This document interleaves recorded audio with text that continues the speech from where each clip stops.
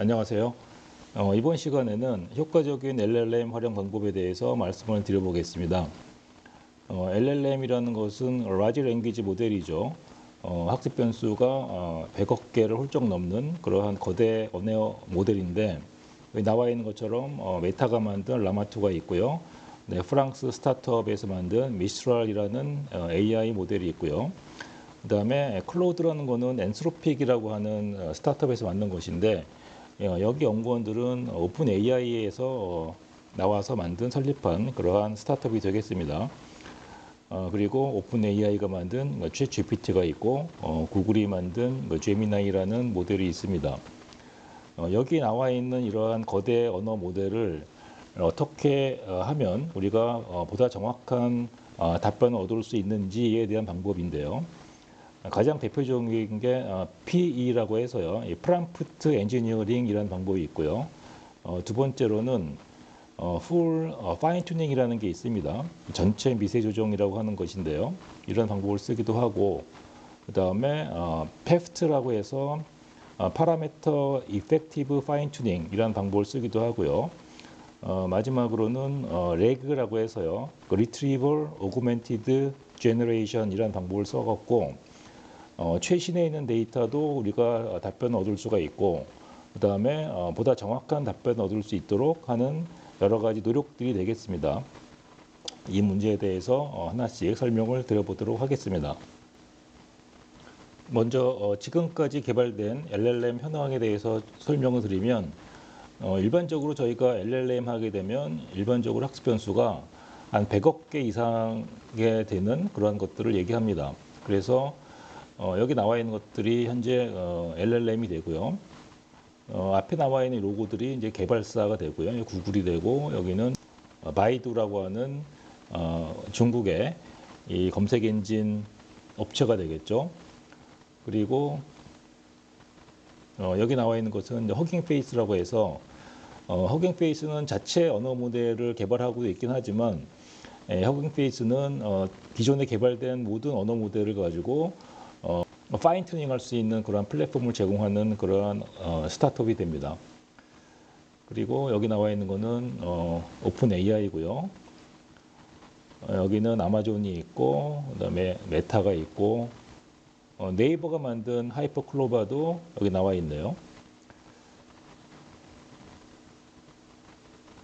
그 다음에 여기 이렇게 표시된 거는 구글에서 딥마인드라고 하는 구글 인공지능을 전문적으로 하는 연구 조직이 되겠죠. 딥마인드가 만든 언어 모델이 되는데, 특히 이렇게 이 노란색으로 표시된 것이 오픈소스입니다. 그래서 저희가 이러한 오픈소스를 가져다가 일종의 구조를 바꿀 수도 있고, 우리가 만든 데이터셋을 가지고 재학습하는 파인 튜닝 할 수 있도록 할 수가 있는 그러한 모델이 됩니다.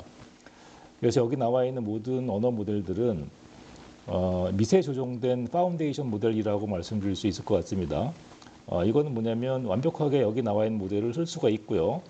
파운데이션 모델이라고 하는 거는 범용 모델이라고 볼 수가 있을 것 같아요. 그 제너럴 퍼포스 모델이라고 볼 수가 있는데, 여기에다가 제가 이 시간에 말씀드리고자 하는 건 뭐냐면, 새로운 임무에 대해서 또는 새로운 데이터에 대해서 추가적으로 학습할 수 있는 방법이 어떤 것이 있는지에 대해서 말씀을 드리려고 합니다.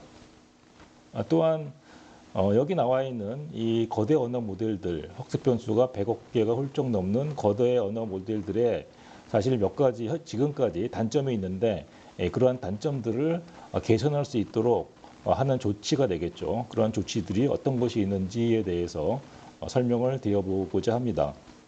학습 변수가 100억 개가 넘는 그러한 거대 언어 모델의 단점 중에 하나는 일단 모델의 규모가 크다는 것이죠. 그렇기 때문에 학습을 하거나 아니면은 사용할 때도 이렇게 이 고성능 컴퓨터 상에서만 가능하다라는 단점이 있는데, 사실은 우리가 이 인공지능 언어 모델은 이 개인 PC나 아니면 모바일에서도 쓰고자 하는 그러한 니즈가 있습니다.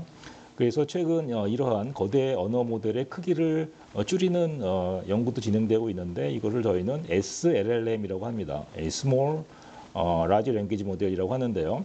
이러한 것들은 학습 변수가 한 10분의 1 정도가 됩니다. 그래서 학습 변수는 한 10억 개 정도로 이루어지고 있는 그런 모델이 되고, 그래서 이런 모델을 하기 위해서는 일단은 구조 자체를 굉장히 작게 만드는 것이죠. 그래서 언어 모델의 신경망 모델 자체가 학습 변수가 10분의 1로 줄어든 모델을 만들고, 이 모델을 가지고 학습을 해서 모바일이나 PC에서 작동할 수 있도록 재학습하는 것이 SLLM이라는 것이 되고요. 또 하나의 조치는 이 퀀티제이션이라고 하는 게 있습니다. 퀀티제이션은 양자화라고 해석이 되는데, 일반적으로 저희가 쓰는 거대 언어 모델에서의 변수는 이 32비트의 실수를 씁니다. 그러면 32비트라는 것은 굉장히 이 메모리의 용량을 많이 차지할 수 있겠죠. 이러한 것들을 저희가 16비트로 줄일 수 있다면 성능 차이는 그렇게 크게 차이가 나지 않지만 일단 메모리나 용량이 반으로 줄게 되겠죠.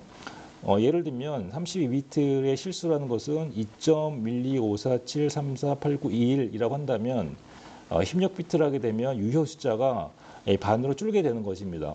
하지만 두 개의 유효 숫자가 그렇게 큰 차이가 없다면 우리가 16비트 실수를 쓰더라도 상당히 의미 있는 언어 모델을 만들 수가 있다는 것이죠. 자, 여기까지는 양자화는 아니고요. 양자화라는 건 뭐냐면 이 16비트의 실수를 이 정수로 만들어주는 것입니다. 그래서 16비트의 실수를 8비트 정수를 하게 되면 2.12547이라는 학습 변수가 2가 되겠죠. 최근에는 그 8비트를 가지고 다시 이 정수의 크기를 줄이는, 이 4비트를 줄이는 그러한 연구도 이루어지고 있습니다. 자, 그러면 8비트의 정수하고 4비트의 정수의 차이는 큰 정수의 레인지가 되겠죠. 예를 들면은 가장 맥시멈의 정수가 100억이라고 하게 되면 이 4비트로 쓰게 되면 10억 개의 정수로만 쓸 수가 있는 그런 차이가 있다라고 말씀드릴 수가 있고요.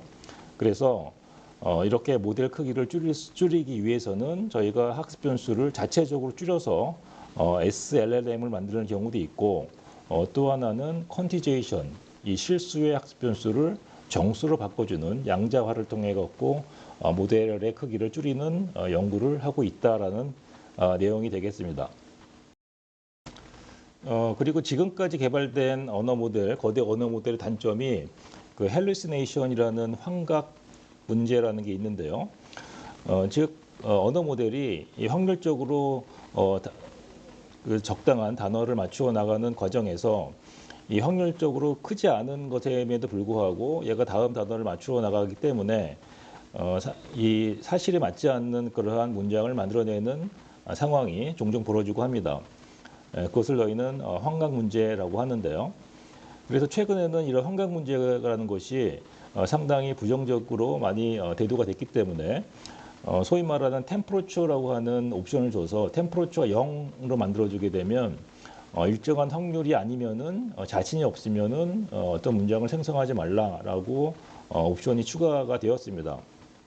그래서 헬루시네이션이 발생되는 원인은 두 가지가 있는데요.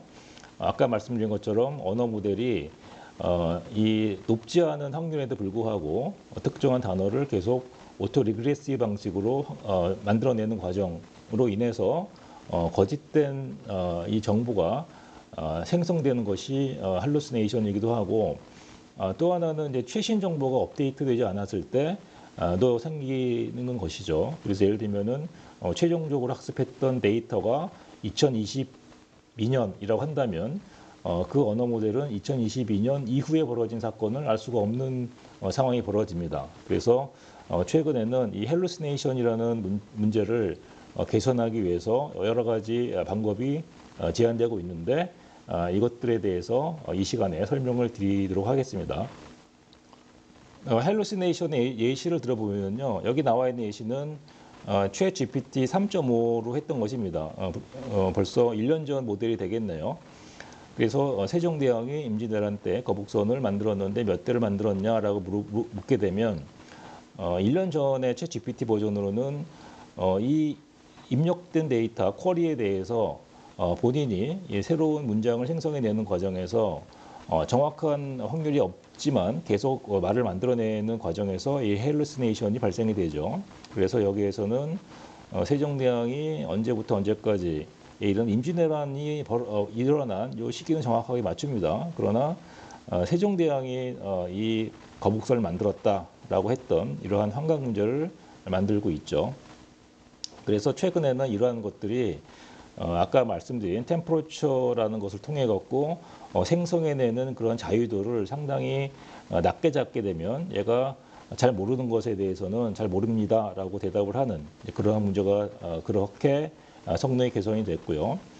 한편으로는 최근까지 데이터가 업데이트되기 때문에 최근에 나오는 언어 모델, 거대 언어 모델에서의 할루시네이션은 상당히 많이 개선이 되었습니다.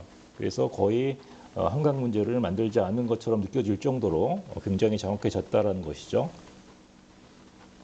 그리고 언어 모델이라는 것은 아까 설명드린 것처럼 100억 개 이상, 어떤 거는 1조 개 정도의 학습 변수를 가지고 있는 그야말로 엄청나게 큰 언어 모델이 되고요. 이러한 것들을 학습을 시키기 위해서는 슈퍼컴퓨터를 동원해 갖고 한 달, 두 달 정도를 연속적으로 학습을 시킵니다. 이 얘기는 상당히 자본이 많이 들어가는 과정이 됩니다. 그래서 이 한번 업데이트 한다는 것, 즉 학습 변수의 모든 학습 변수를 업데이트 한다는 것은 결국 돈이 들어간다는 것이죠.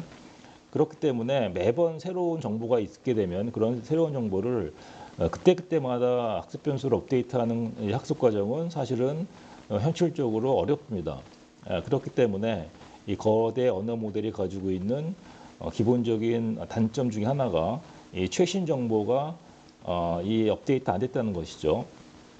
예를 들면은 챗 GPT한테 현 EPL에서 뛰고 있는 손흥민 선수가 현재 몇 골을 기록하고 있느냐라고 묻게 되면 답변은 모른다는 거예요. 그래서 할루시네이션은 일단 발생하지 않았지만 우리가 원했던 답은 현재 학습된 학습 변수만으로는 생성할 수 없다는 것이죠. 그래서 최근에는 GPT-4에서는 이렇게 물어보게 되면 GPT가 이 빙이나 아니면 웹사이트를 스스로 검색을 해갖고 검색된 데이터를 얘가 찾아내서 답변을 하는 이렇게 개발이 되어 있습니다. 자, 그러면 앞서 설명드린 것처럼 이 모델의 크기에 대한 어떤 단점, 그 다음에 할루시네이션이라고 하는 환각 문제가 생기는 그러한 단점, 그 다음에 최신 데이터가 업데이트되지 않았다는 단점, 이런 것들을 개선을 해야 되겠죠. 이러한 것들이 또 있고 또 하나는 뭐냐면 아까 우리 이 강의의 가장 큰 핵심 제목은 뭐냐면 어떻게 질문을 해야지만이 LLM으로부터 우리가 원했던 답을 정확하게 얻을 수 있느냐라는 것입니다. 그래서 그러한 것들을 해결할 수 있는 방법이 현재까지 4가지 정도가 있어요. 첫 번째는 프롬프트 엔지니어링이라고 해서 이 사람이 동원이 되는 거죠. 이 프롬프트 엔지니어가 굉장히 적재적소에 이 거대 언어 모델이 충분하게 컨텍스트를 이해하고 답을 할 수 있도록 질문을 정확하게 해내는 이러한 기술이 하나가 있고요. 또 하나는 풀 파인 튜닝이라는 것이 있는데 이건 뭐냐면 업데이트가 되거나 새로운 태스크가 생기게 되면 그때그때마다 모든 학습 변수를 다 갱신시키는 이러한 것이 바로 풀 파인 튜닝이라고 합니다. 아예 여기 나와 있는 모든 언어 모델의 학습 변수를 다시 업데이트하는 것이죠. 상당히 시간과 돈이 많이 들어가는 그런 것이 되고 그래서 풀 파인 튜닝이라는 것이 아까 설명드린 것처럼 시간과 돈에 대한 부담이 있기 때문에 최근에 나온 것이 뭐냐면 팩트라고 해서 이 파라미터 이펙티브 파인 튜닝이라고 해서 모든 학습 변수를 다 하는 것이 아니고 그 중에 일부만 예를 들면 5% 안짝이 되는 학습 변수만 업데이트하는 이런 것이 바로 팩트 기법이 됩니다. 또 하나는 레그라고 하는 기법은 Retrieval Augmented Generation의 약자인데요. 이것은 어떤 거냐면 원래 있던 학습 모델은 고스란히 남겨두고 새롭게 업데이트된 데이터를 새롭게 데이터베이스화해요. 데이터베이스화한 다음에 이 학습 모델이 이 데이터베이스 안에 있는 정보를 리트리브 참조해갖고 참조된 것을 다시 모델한테 질문을 할 때 프롬프트 안에 삽입을 해서 질문하는 방식을 취해서 최신 정보를 참조하는 그러한 방법이 되겠습니다. 그래서 여기 나와 있는 네 가지 방법에 대해서 하나씩 설명을 드려보도록 하겠습니다. 먼저 프롬프트 엔지니어링은 저희가 학습 모델한테 LLM한테 여기 이제 프리트레인드 LLM이라는 것은 이제 모든 학습이 완료된 서비스를 제공할 수 있는 그러한 LLM이 되고요. 챗GPT나 아니면은 뭐 라마2나 이런 것이 되겠죠. 여기한테 이 사용자가 어떤 식으로 질문을 해야지만이 우리가 원하는 답을 잘 얻을 수 있느냐라는 기법이 됩니다. 그래서 우리가 질문을 할 때 질문이 쿼리가 되겠죠. 이 쿼리란 질문만 딸랑 던지는 것보다 어떻게 하냐면 이 질문에 대해서 일단 컨텍스트라고 해서요. 백그라운드를 설명을 해줍니다. 이 백그라운드 내가 왜 이런 질문을 하게 됐는지 내가 처한 상황이 어떤 건지를 설명을 해주고 나서 질문을 하고 근데 거기다가 더 좋은 것은 뭐냐면 이런 질문을 이런 식의 예시를 통해서 해달라라고 하는 것이죠. 그랬을 때 제로샷 프롬프팅은 뭐냐면 예시는 없어요. 예시는 없고 다만 내가 처해 있는 상황, 나의 지금 내가 이러한 질문을 하게 된 배경을 좀 설명을 해주고 이것이 태스크 디스크립션이 됩니다. 다른 말로는 컨텍스트라고도 해요. 이 컨텍스트를 미리 설명을 해주고 나서 이 질문을 하는 것이죠. 질문은 여기서는 태스크라고 합니다. 그렇게 되면 그리고 나서 제로샷이라는 건 뭐냐면 이그젬플이 없이 이 두 가지만 가지고 질문하게 되면 LLM이 이거에 대한 답변을 해주는 방식이 제로샷 프롬프팅이 되고요. 퓨샷 프롬프팅은 어떤 거냐면 똑같이 질문을 하는데 예시를 몇 개 들어줘요. 이거에 대한 답변은 뭐 이런 게 있어 라고 하는 거죠. 그 다음에 체인 오브 섯 프롬프팅은 뭐냐면 이 질문을 할 때 얘가 메모리가 있기 때문에 내가 첫 번째 질문을 하면 답변을 하면 이 답변을 근거로 다시 질문을 합니다. 그래서 얘가 이 질문과 답변을 해 나가는 과정에서 어떤 식의 답변을 하는 것이 가장 좋은지를 점점 이 개선되는 방식대로 하는 것이죠. 자, 그랬을 때 우리가 이제 챗GPT나 아니면은 클로우드나 뭐 라마2 같은 그러한 언어 모델을 쓴다면 우리가 프롬프트를 잘 구성하게 되면 보다 더 효과적으로 질문할 수가 있게 되고 보다 정확한 답변을 얻을 수가 있습니다. 그랬을 때 이 꼭 들어갈 6가지 이 구성 요소가 있어요. 먼저 컨텍스트라는 거 하는 것이죠. 예를 들면은 컨텍스트라는 거는 나는 혼자서 유럽에 배낭 여행을 갈 거야 라고 일단 컨텍스트를 주는 거예요.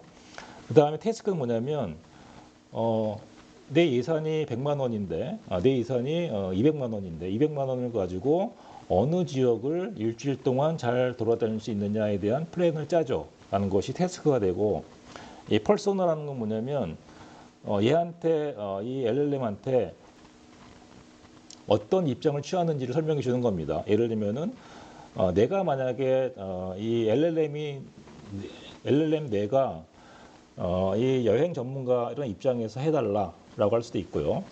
아니면은 여행을 많이 갔던 사람이다라고 할 수도 있고요. 아니면은 여행을 가면서 내가 사진으로 이러한 기록을 남겨서 책을 쓰고자 한다라는 사람일 수도 있고, 아니면은 뭐 대학생 뭐 휴학 기간 동안 갈 거야 이런 식으로 얘한테 어떤 사람인지를 일단 롤 모델을 주는 것이죠. 여기 이제 퍼소나라고 하고요. 그다음에 exampla라는 건 뭐냐면 예시를 들어주는 거예요. 예를 들면은 뭐 무슨 비행기를 타고 프랑스를 갔다가 이태리 갔다 이런 식으로 예시를 들어주는 게 있고, 이 포맷이라는 건 뭐냐면 그냥 에세이식으로 대답해줘 라고 할 수도 있고, 아니면 테이블로 만들어줘 라고 할 수도 있고, 아니면 타임 테이블이 되겠죠. 아니면은 이렇게 여행 순이 있으면은 각 날짜마다 도착지마다 이런 식으로 여행 이 다이어리라고 하나 이런 식으로 해달라, 로드맵이라고 하죠. 저니라고 하는 이 저니 맵 같은 걸 만들어줘라고 할 수도 있고요.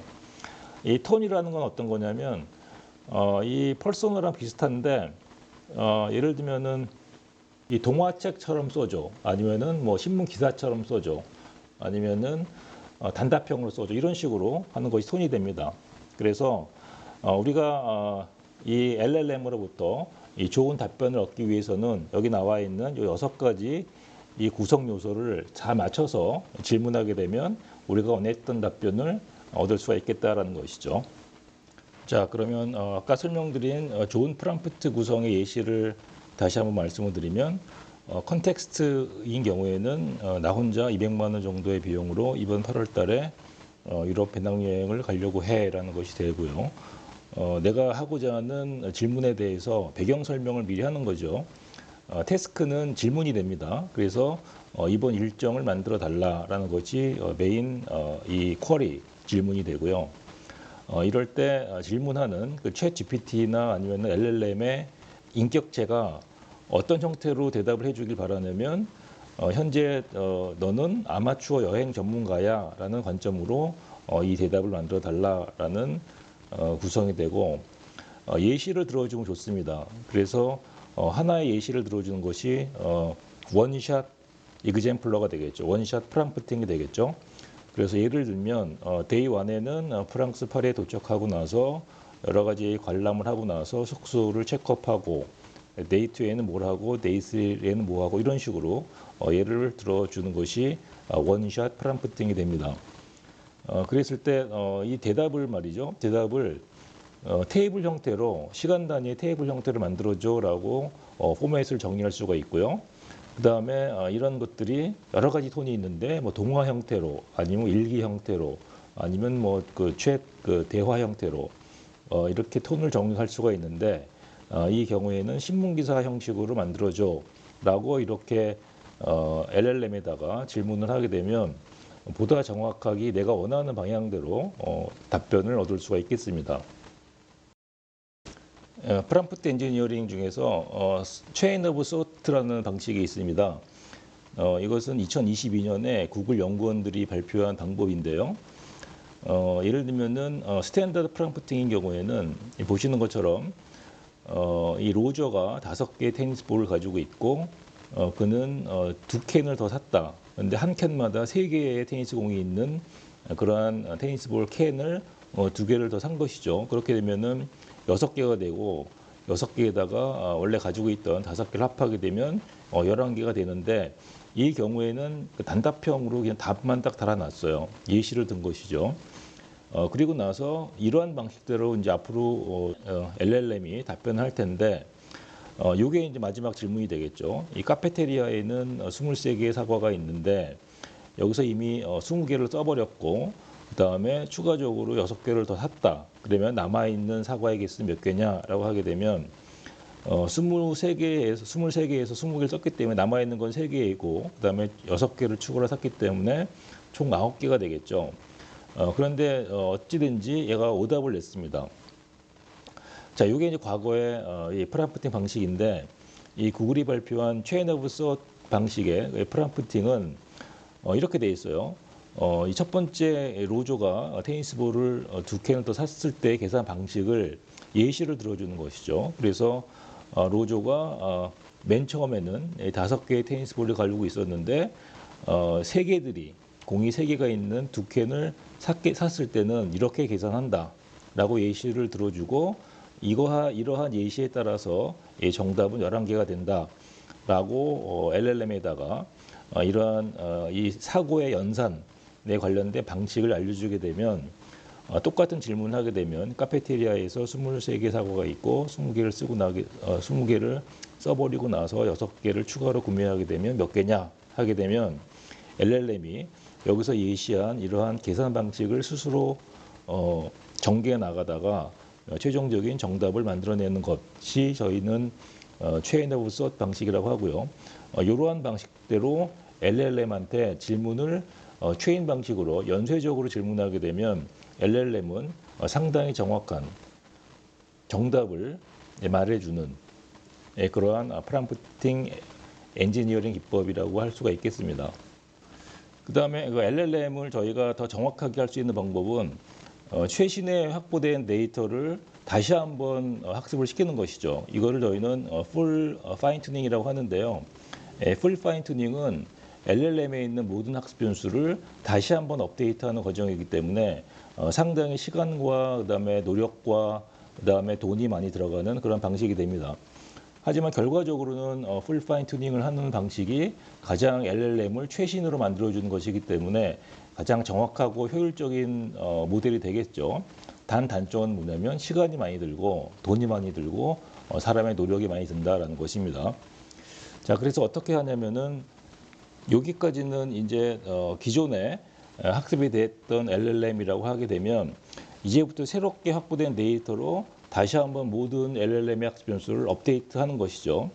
그러면 여기서 보시는 것처럼 이 까만색으로 되어 있다는 건 뭐냐면 기존의 학습 변수인데 이 파란색의 학습 모델은 뭐냐면 이것이 업데이트 됐다라는 것입니다.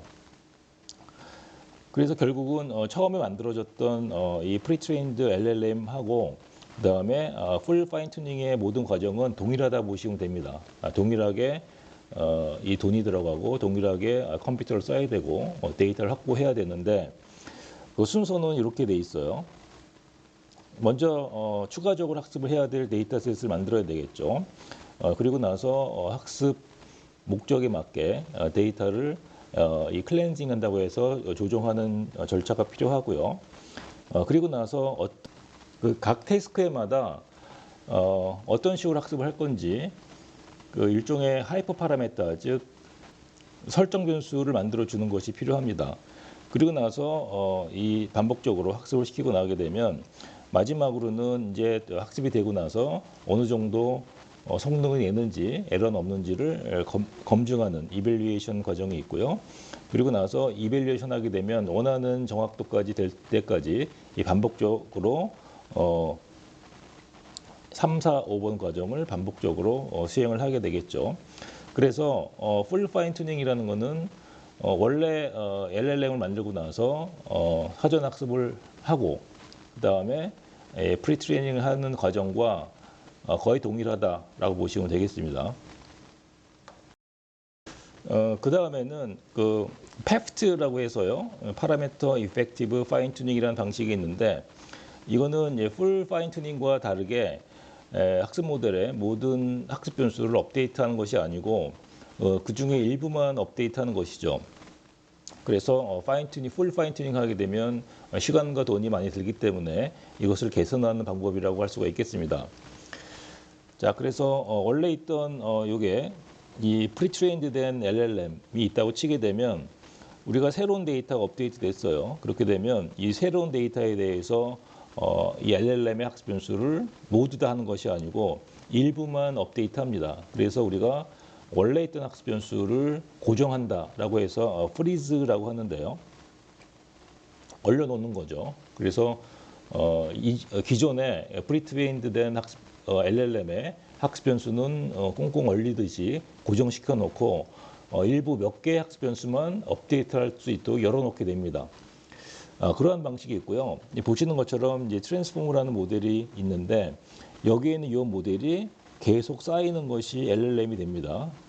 그랬을 때 어떤 모델은 어떤 방식은 요 끝에 몇 개만 이 학습 변수를 열어놓고 나머지는 모두 프리징한 상태에서 학습을 하는 방식이 하나가 있고요. 또 하나는 이 추가적인 딥러닝 모델을 설치를 하는 것도 있어요. 그래서 여기에 굉장히 작은 규모의 MLP 형태나 아니면은 LSTM 같은 모델을 설치해 놓고 나머지는 다 프리징 하는 것이죠. 그래서 여기에 있는 소규모 굉장히 작은 학습 변수를 가지고 있는 신경망을 추가해 갖고 요걸 가지고 학습을 시키는 방식이 PEFT라고 할 수가 있는데 이 PEFT에는 총 4가지 정도의 이 접근 방식이 있는데 이 프리픽스 튜닝이라는 것이 가장 학습 변수를 적게 쓰는 방식이 됩니다. 전체의 학습 변수의 한 0.1% 정도의 학습 변수를 만드는 새로운 딥러닝 모델을 만들어서 이것을 여기에 설치하고 나서 여기에 있는 학습 변수를 업데이트하는 것이 프리픽스 모델이 되고 이 로라라는 건 뭐냐면 로우 랭크 어댑테이션이라는 거 약자인데요. 이 어댑테이션이라는 말은 여기 추가적인 학습 모델을 만들어서 이게 바로 어댑테이션이라는 뜻이 돼요. 그래서 여기에 있는 학습 변수를 업데이트하고 나머지는 다 학습 변수를 고정시켜 놓고 원래 프리트레인드 모델을 고정시켜 놓고 추가적인 어댑터를 만들어서 학습을 시키는 방식이 어댑테이션 모델인데 이 로우 랭크라는 건 어떤 거냐면 랭크라는 거는 이제 우리가 모든 학습 변수는 행렬로 돼 있죠. 그래서 만약에 이 행렬이 뭐 n by n의 행렬이 있다고 치게 되면 이 랭크라는 거는 이 행렬의 모든 로우나 이 컬럼이 서로 독립적인 로우나 컬럼의 개수를 의미합니다.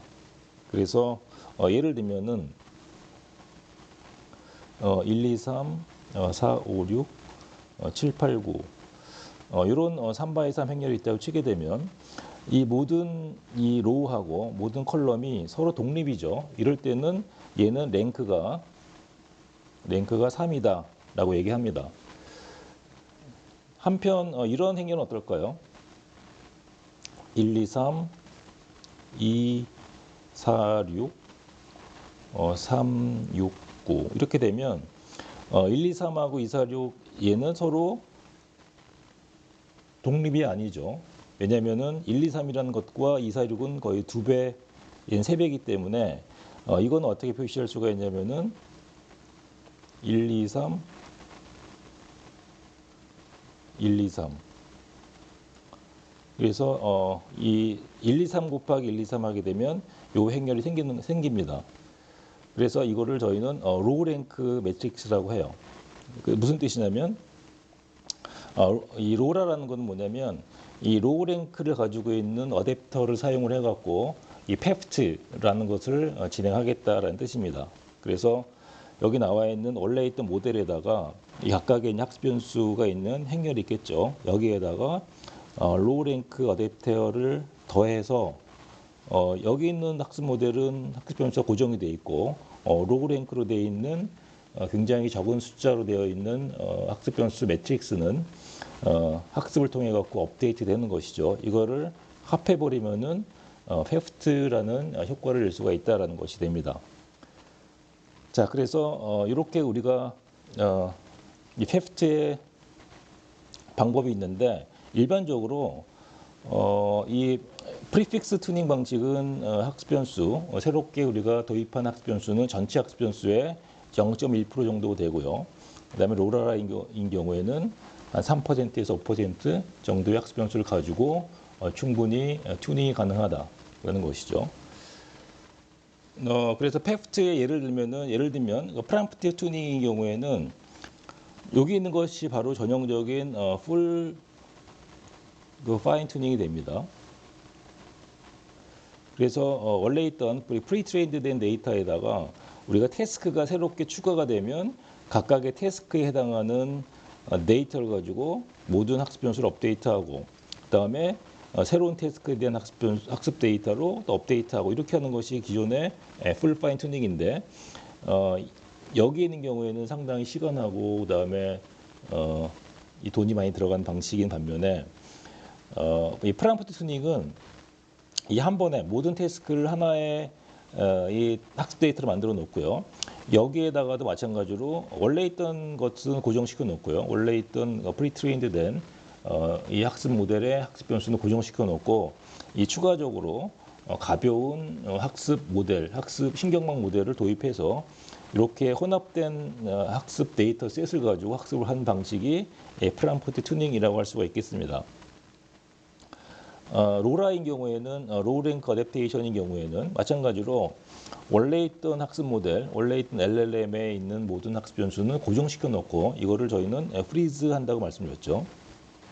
프리즈 해 놓고 여기 나와 있는 로우 랭크라고 하는 새로운 신경망 학습 변수 매트릭스가 되겠죠. 이걸 가지고 학습을 하게 되면 여기에 있는 학습 변수가 업데이트 됩니다. 뭐에 대해서? 새로운 데이터에 대해서, 새로운 학습 데이터에 대해서 여기에 있는 로우 랭크에 있는 학습 변수가 업데이트 되고 나오게 되면 이렇게 합해진 학습 모델을 가지고 저희가 최종 서비스를 하게 되는 것이죠. 그래서 어댑테이션이기 때문에 일종의 저희가 부품을 갈아 끼듯이 각종 태스크에 대해서 이걸 만들게 되면 만약에 얘는 테이블에 있는 데이터를 또 뭐 텍스트로 바꿔주는 그러한 임무에 대해서 이걸 만들 수가 있고 이거 하나 저장해 놓는 것이죠. 그러면 만약에 테이블을 텍스트로 바꿔줄 임무라 하게 되면 여기에 학습된 요 어댑터를 딱 껴주고 나서 서비스를 하게 되면 이 임무를 굉장히 잘 수행하는 게 되고요. 또 하나는 서머라이제이션이라고 해서 굉장히 긴 문장을 보여주고 나서 이걸 요약하는 하나의 문장 요약해주는 그런 임무가 있다고 치게 되면 그렇게 학습된 롤라라는 어댑터를 가지고 딱 부품 끼듯이 끼고 나서 이 서머라이제이션의 태스크를 수행할 수도 있습니다. 그래서 이 어댑테이션이라고 하는 것은 일종의 부품처럼 어댑터처럼 그때그때 서비스의 목적에 따라서 갈아 낄 수 있는 거기 때문에 상당히 효과적인 접근 방법이다라고 할 수가 있겠습니다. 그리고 레그라고 하는 이 접근 방법은 최신 정보를 업데이트하는 데 사용이 됩니다. 그래서 이 파인 튜닝된 이 LLM이 그때까지 사용된 데이터에 대해서만 얘는 정보가 있기 때문에 그 외의 것들, 그 이후에 벌어진 것들은 헬루시네이션이나 오답을 만들어낼 수가 있는데 이거를 개선하기 위해서 제안된 것이 레그라는 것이죠. 레그라는 것은 Retrieval Augmented Generation의 약자입니다. 이건 어떤 거냐면 여기에 있는 요 랭체인이라는 기법이 있는 랭체인이라는 거는 프롬프트를 만들어주는 오픈 소스라고 보시면 되고요. 여기 그 벡터 데이터베이스라는 게 요즘에 핫한 이 기술이 됐는데 벡터 데이터베이스는 어떤 거냐면은 새롭게 저희가 확보한 데이터, 예를 들면은 뭐 텍스트 데이터 또는 HTML 데이터, 웹 문서가 되겠죠.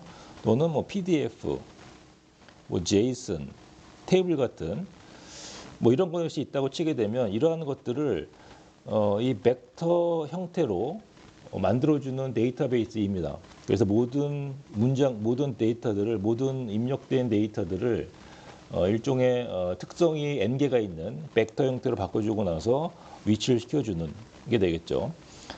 그리고 나면 질문을 하게 되면 일단 질문에 대해서 이 질문에 대한 그 벡터 스페이스의 위치를 찾게 됩니다. 이걸 더 임베딩이라고 하는데 질문하게 되면 이 질문에 대한 위치를 일단 벡터 스페이스에서의 위치로 정의를 하게 되고 나서 여기로서부터 가장 근접된, 가장 유사하다고 판별되고 있는 최신 업데이트 데이터를 찾는 것이죠. 그래서 최신 업데이트된 데이터를 컨텍스트라고 하는 그런 곳에다가 위치를 시켜주고요. 그 다음에 내 질문은 마찬가지로 질문에다가 만들어주게 되면 이 프롬프트, 랭체인이라는 것이 이렇게 적절한 프롬프트를 만들어주는 그러한 오픈소스가 되는데 이렇게 만들어주게 되면 결국은 뭐냐면 최신 데이터가 업데이트된 것을 이 LLM에다가 알려주고 이 최신 데이터를 참조하라는 뜻이 되겠죠. 그리고 나서 이 최신 데이터를 기반으로 내 질문에 대한 답변을 해줘 라고 LLM에다가 명령을 내리는 것입니다. 그러면 이 LLM은 최신 데이터를 기반으로 이 질문에 대한 답변을 하게 되면 나는 가장 최신의 데이터를 기반으로 만든 답변을 얻을 수가 있게 되는 것이죠. 레그에서는 가장 중요한 것이 두 가지가 있는데 이 첫 번째는 이제 벡터 데이터베이스라고 해서요. 최신의 데이터를 어떻게 벡터 스페이스에다가 위치시키느냐라는 것이 됩니다. 가장 유의미하게 벡터 공간에다가 임베딩하는 그러한 기법이 되는데 이건 어떤 거냐면은 아까 설명드린 것처럼 저희가 PDF나 아니면은 뭐 HTML이나 뭐 JSON 뭐 이런 또는 뭐 텍스트 같은 데이터를 입력하게 되면 먼저 이 벡터 데이터베이스의 프로그램은 얘를 가지고 이 청크를 만듭니다. 이거는 이제 사용자가 설정 벼슬을 통해 갖고 어느 정도 길이, 예를 들면 1000개의 토큰을 가지고 있는 길이로 청크를 만들려고 하는 것이죠. 그리고 나서 오버랩 되는 게 있어요. 오버랩 되는 부분이 있어서 청크를 만들고 이 청크를 만들고 나서 이 청크를 만드는 과정을 저희는 스플릿이라고 합니다. 그리고 나서 이 청크 부분을 저희가 임베딩을 하게 되는 것이죠. 벡터화하는 것입니다. 임베딩이라는 것은 이제 벡터를 만든다라는 뜻이 됩니다. 그래서 입력된 데이터를 가지고 이 벡터를 만들게 되면 이렇게 n차원 공간에 벡터 공간에 모든 청크가 위치를 하게 되겠죠. 이게 이제 스플릿 앤 임베딩이라고 해서 벡터 데이터베이스가 데이터를 업로드하는 과정이 되고요. 그 다음에는 리트리버라는 게 있는데요. 이 질문을 하게 되면 이 리트리버가 이 질문을 다시 벡터로 만들어줘요. 질문을 벡터로 만든 다음에 이 벡터 데이터베이스 어디엔가 이 질문을 벡터를 임베딩하게 됐죠. 그러면 이 질문하고 가장 유사한 컨텐츠를 찾습니다. 이것을 이 검색 자료에 이 컨텍스트로 삽입을 해주고 나서 여기 있는 질문을 다시 묶어준 다음에 이 프롬프트를 LLM에다가 질문을 하게 되는 것이죠. 그러면 이 LLM은 질문을 가지고 답변할 텐데 어떤 것을 참조하냐면 이 질문에 가장 유사한 검색 자료를 컨텍스트로 입력 삼아서 이걸 가지고 답변을 하게 되면 최신 정보를 기반으로 내 질문에 대한 답변을 얻을 수가 있겠죠. 자, 그래서 우리가 LLM을 가지고 다양한 방식으로 최신 데이터를 업데이트하고 그다음에 할루시네이션을 최소화하는 이러한 노력을 할 수가 있는데 이게 아까 설명드린 것처럼 이 프롬프트 엔지니어링, 그러니까 적재적소에 질문하는 것입니다. 그래서 텍스트, 컨텍스트 입력해주고 쿼리 입력해주고 퍼스너는 어떻게 돼 있고 이그젬플로 어떻게 돼 있고 이런 식으로 굉장히 잘 구성된 프롬프트로 대답을 이끌어내는 것이 이제 프롬프트 엔지니어링이 되고요. 레그라는 건 뭐냐면 최신 데이터를 데이터베이스, 벡터 데이터베이스에다가 임베딩하고 나서 내 질문과 가장 유사한 최신 정보를 컨텍스트에 넣어줘서 답변을 요청하는 그러한 방식이 되고, 이 페프트라는 건 뭐냐면 실제로 학습 변수를 업데이트하는 것이죠. 근데 풀 파인 튜닝과 달리 일부분만 내가 새로운 이 신경망 모델을 삽입할 수도 있고 아니면은 원래 있던 트랜스포머나 GPT 같은 모델의 일부분만 맨 꼭대기에 있는 이 모듈에 대해서 학습 변수를 오픈해 놓고 학습을 갱신할 수 있도록 하고 나머지는 다 고정시켜 놓는 방식이 있고요. 또 하나는 풀 파인 튜닝, 다시 한번 모든 학습 변수를 업데이트하는 방식이 있는데 저희가 특정 분야 용어, 예를 들면은 뭐 자동차 정비, 그다음에 여행, 그다음에 여러 가지 역사, 특정한 분야에서 어떤 식을 했을 때 가장 정확한 답변을 얻을 수 있느냐 하게 되면 정확도 관점에서는 아무래도 이 파인 튜닝, 풀 파인 튜닝이 가장 정확하다라는 것이고, 그다음에 페프트가 두 번째고 레그하고 프롬프트 튜닝은 이렇게 정확도를 보여주고 있습니다.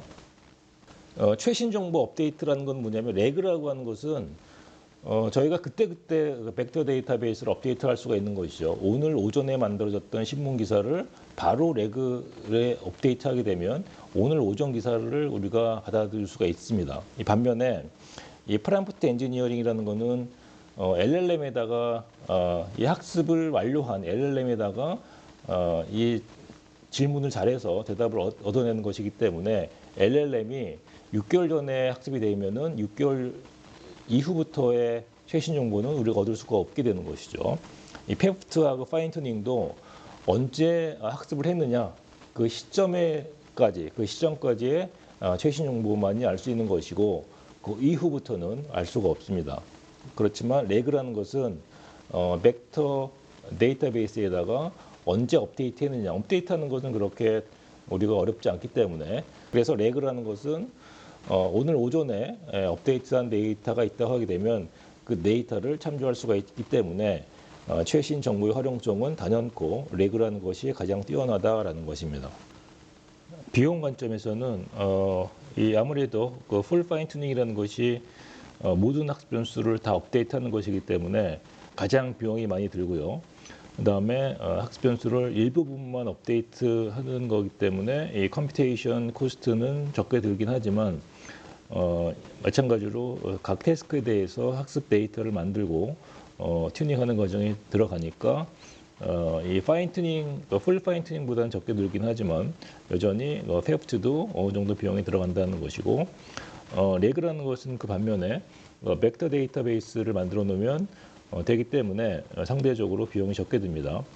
이 프롬프트 엔지니어링은 이 프롬프트를 잘 만드는 것이 결국 관건이기 때문에 전체적인 비용은 많이 들지 않지만 이 프롬프트 엔지니어링 하기 위해서는 이 프롬프트를 잘 만들 수 있는 프롬프트 엔지니어가 또 필요합니다. 그래서 프롬프트 엔지니어에 대한 인건비를 고려하게 되면 이 파인 튜닝, 풀 파인 튜닝이나 페프트에 비해서 결코 비용이 적게 든다라고 말할 수는 없을 것 같습니다. 그리고 구현의 어려움을 보게 되면 이 컴플렉시티라고 하는데요. 얼마큼 복잡한가를 보게 되면 풀 파인 튜닝이나 페프트인 경우에는 역시 각 태스크에 대해서 학습 데이터를 만드는 과정이 동일하고요. 다만 풀 파인 튜닝인 경우에는 모든 학습 변수를 업데이트한 반면에 페프트인 경우에는 일부 학습 변수만 업데이트 되는 것이죠. 하지만 결과적으로는 모든 것이 거의 복잡성 관점에서는 두 개의 경우가 유사하다라고 할 수가 있고요. 레그인 경우에는 앞서 말씀드린 것처럼 그 벡터 데이터베이스를 구축하는 것을 하면 되기 때문에 상대적으로 페프트나 풀 파인 튜닝보다는 상당히 덜 복잡하다라는 것이고, 프롬프트 엔지니어링은 LLM 자체는 바꾸는 게 없습니다. LLM은 원래 있던 LLM을 쓰고, 다만 이 프롬프트 엔지니어가 적절한 프롬프트를 만들어내는 과정이기 때문에 이 복잡성은 가장 작다라고 말씀을 드릴 수가 있겠습니다. 이번 시간에는 저희가 LLM을 보다 효과적으로 쓸 수 있는 방법에 대해서 알아봤습니다. 감사합니다.